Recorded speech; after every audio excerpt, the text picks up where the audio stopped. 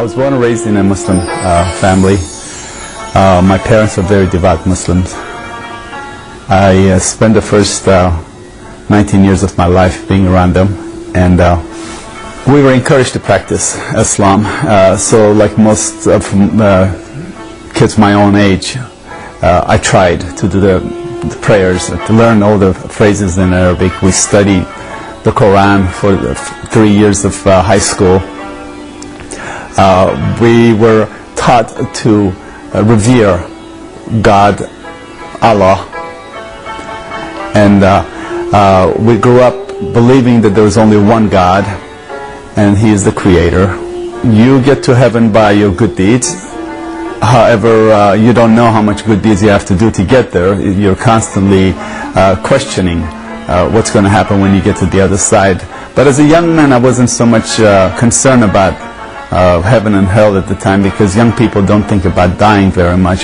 However, you do think about this God who we're raised to feel that if you're happy, He will sure find you and make you unhappy.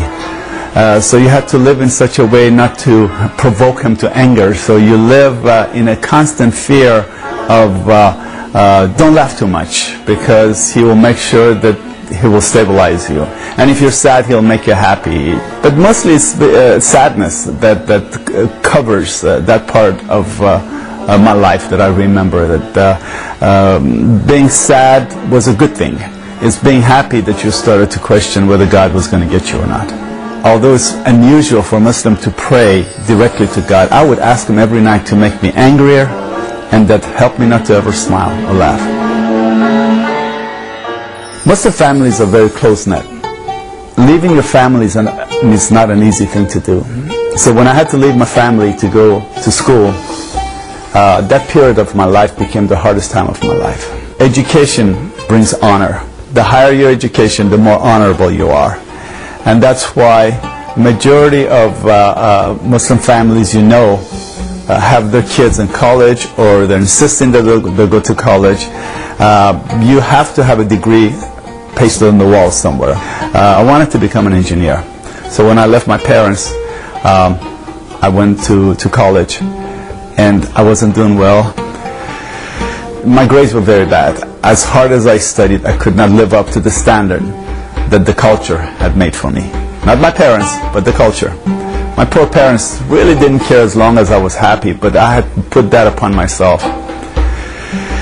And the first 2 years being away from them was very, very hard time, to the point that because we come from shame-based culture, anything that creates shame needs to be removed so the honor can be restored. That's why you see parents killing their own children who have done something wrong, because they have brought dishonor on the family, so now they have to restore it by removing that which has created the dishonor.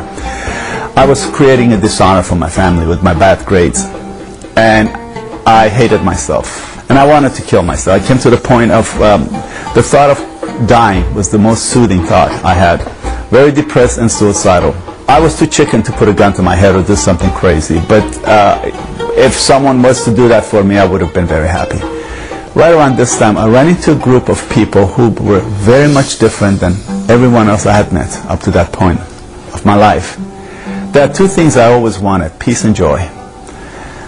It wasn't so much the lifestyle was very radical than everyone else, but it was something that would emanate, that would just come out of them.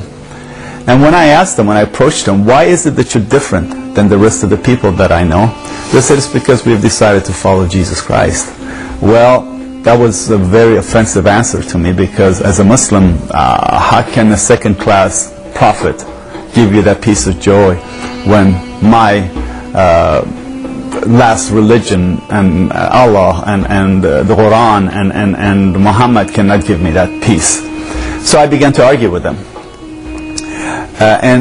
But they never argued back with me. What they did instead, they loved me. They didn't know much about my background, so they allowed me to hang around with them. And I remember, as long as I was with them, I could feel the peace that was among them. But I would go home crying. This went on for a while, and until one of them invited me to their house one night for dinner. I had bought myself a motorcycle by that time, thinking that maybe I'll run into an accident and kill myself, and they wouldn't think that I deliberately did that. So I rode my bike for about 2 hours to get to that place, and when we sat down to eat, the father of the house blessed the food, prayed over the meal. I had never heard people pray. I don't even remember what he prayed, but it was that prayer that touched my heart.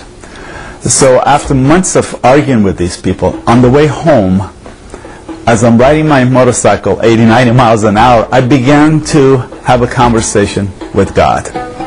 Now, which God do you think I was conversing with?